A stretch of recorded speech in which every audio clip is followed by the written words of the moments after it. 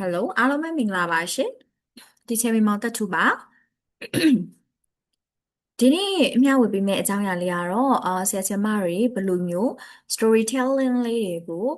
ပြောမလဲပေါ့နော် storytelling ပြောတဲ့နေရာမှာပါဝင်တဲ့အချက်ကလေးတွေကဘာတွေလဲပေါ့ပုံမြင်လေးတွေလည်းကျောင်းသားတွေက create လုပ်ရရဲဆိုရင်ကျောင်းသားတွေအတွက်လည်းအကျိုးရှိမဲ့သင်ခန်းစာလေးဖြစ်ပါတယ်နော်ဒါဆိုရင်မျှဝေခွင့်ပြုပါအောင်ရှင်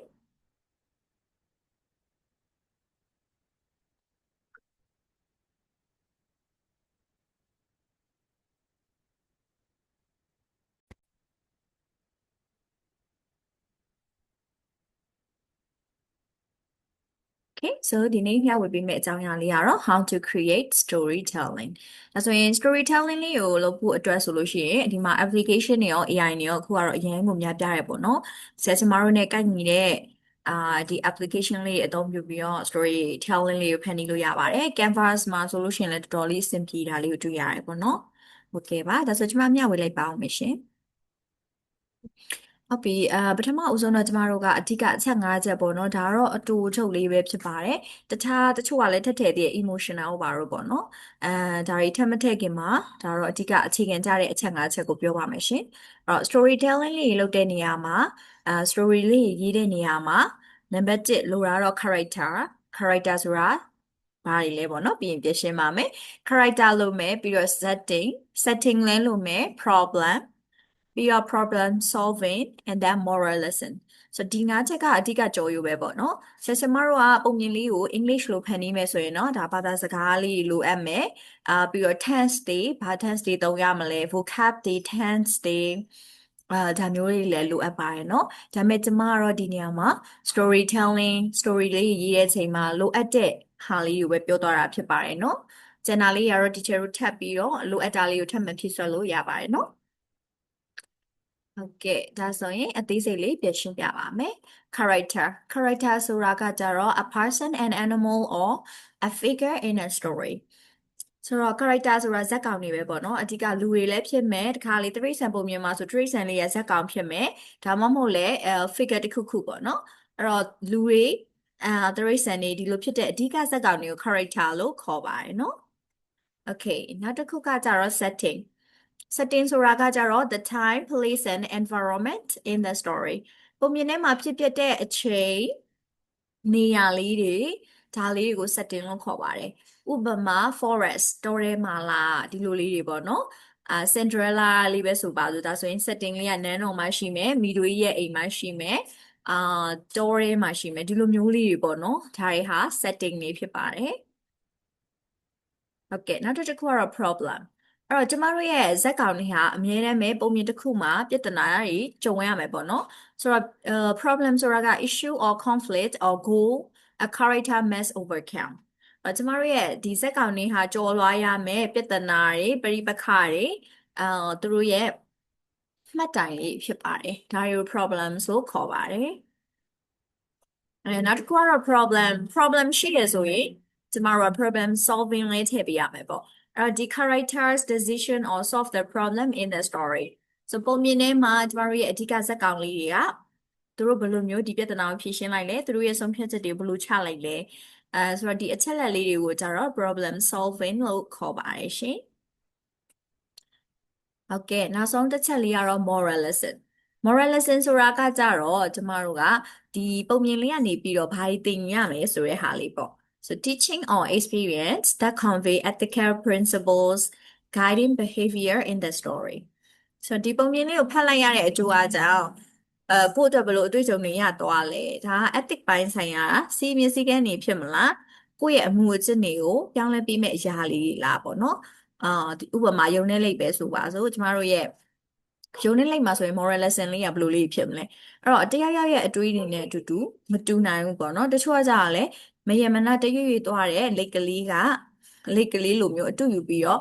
စူးစမ်းရမယ်ဆိုတဲ့ဟာလေးလည်းရှိတယ်တချို့ကကြာလဲယုံလေးလိုအပြည့်မကြည့်ပဲနဲ့ကိုယ့်ရဲ့စွမ်းရည်ကိုနေရာတကျအသုံးချရမယ်ဒီလိုလေးတွေလည်းတွေးကြတယ်ပေါ့အဲ့တော့ပုံမြင်နေဆိုတာအမျိုးမျိုးတွေးလို့တော့ရတယ်ဒါပေမဲ့သူတို့ take away message ပေါ့နော်သူတို့ဘာကိုသိဆောင်သွားမယ်ဆိုတော့ဒီ moral lesson လေးကိုတော့ကျွန်တော်တို့ကထည့်ပေးရမှာဖြစ်ပါတယ်နော်ဟုတ်ကဲ့ပါရှင် okay အာဒါဆိုလို့ရှိရင်ကျွန်မပုံမြင်လေးတစ်ပုဒ်ကို ရှင်းပြပေးချင်ပါတယ်ပြပေးချင်တယ်ပေါ့ဥပမာလေး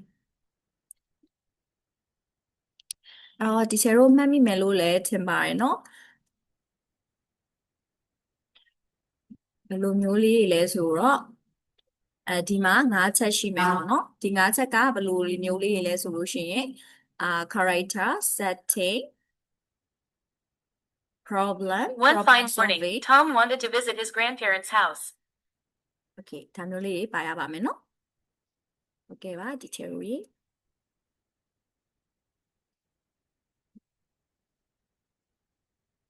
ဒါဆိုတော့ကျွန်မနောက်ထပ်ပုံမြင်လေးတစ်ခုပေါ့နော်ဒါကျွန်မဖန်တီးထားတဲ့ပုံမြင်လေးကို sharing လုပ်ပေးချင်ပါတယ်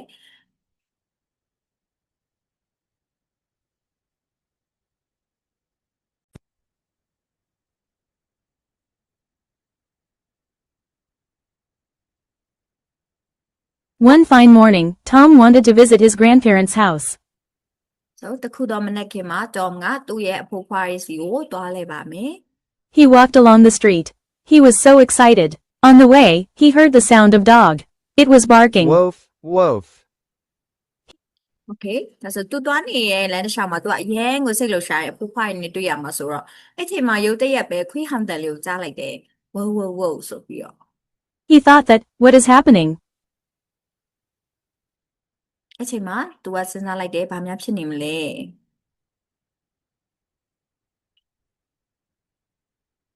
When he reached near the dog, he saw the dog in the trap.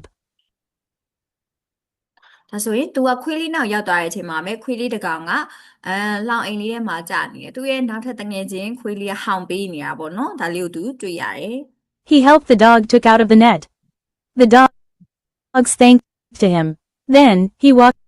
okay အဲ့ချိန်မှာပဲသူကခွေးလေးကိုကယ်ပေးလိုက်တယ်ကယ်ပေးလိုက်တဲ့အချိန်မှာခွေးလေးကကျေးဇူးတင်ပါတယ်လို့ပြောပြီးတော့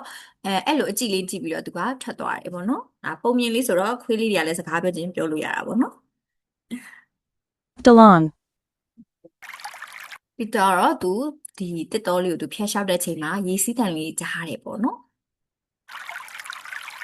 When he arrived beside the river, he saw a fisherman caught a fish. He bought the fish and he let the fish in the river. သူဒီမြေကမ်းပါးလေးကိုရောက်သွားတဲ့အချိန်မှာဒီငါးဖမ်းသမားလေးပေါ့နော်တန်ခါတွေကငါးတစ်ကောင်မိထားတာကိုတွေ့လိုက်တယ်အဲ့ချိန်မှာသူကဒီငါးအတွက်ကျွန်တော်ပတ်စံပေးပါမယ်ဆိုပြီးတော့ဒီငါးလေးကိုဝယ်လိုက်ပြီးတော့သူကဒီငါးလေးကိုရေထဲကိုပြန်လွှတ်ပေးလိုက်တယ်ဒါဆိုလို့ရှိရင်လည်းတော့ကယ်ပေးလိုက်တဲ့သဘောပေါ့နော် He helped the fish again. After that, he walked through the forest. He saw an old woman, so he helped her to go the way she wanted to. ဟုတ်ပြီဒါဆိုလို့ရှိရင်သူကထပ်ပြီးတော့တောထဲကိုလမ်းထက်လျှောက်လာရင်းနဲ့ပဲအဖွားကိုတယောက်ကိုသူကတွေ့တယ်တွေ့တဲ့အချိန်မှာသူမသွားလို့တဲ့နေရာလေးကိုလိုက်ပို့ပေးလိုက်တယ်တဲ့ She said, "Thank you, little boy, you will get something what you give." အဲ့လိုနဲ့ပဲအဖွားကြီးကပြောလိုက်တယ် Finally, ကျေးဇူးပါကောင်းလေးရေမင်းဟာမင်းပေးတဲ့အရာကိုမင်းပြန်ရလိမ့်မယ်လို့ပြောလိုက်တယ်တဲ့ he reached his grandparents' village.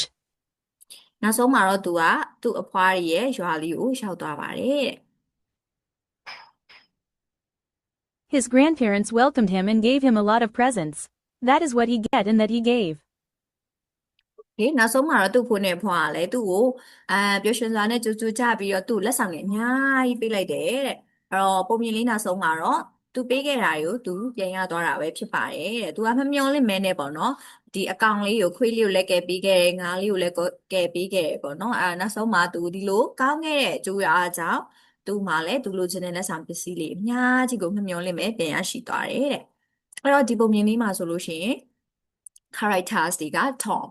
Tom ပါမယ်တခြားဒီ fisherman တွေလည်းပါအောင်မယ်အဖိုးဖွားတွေပါမယ်old lady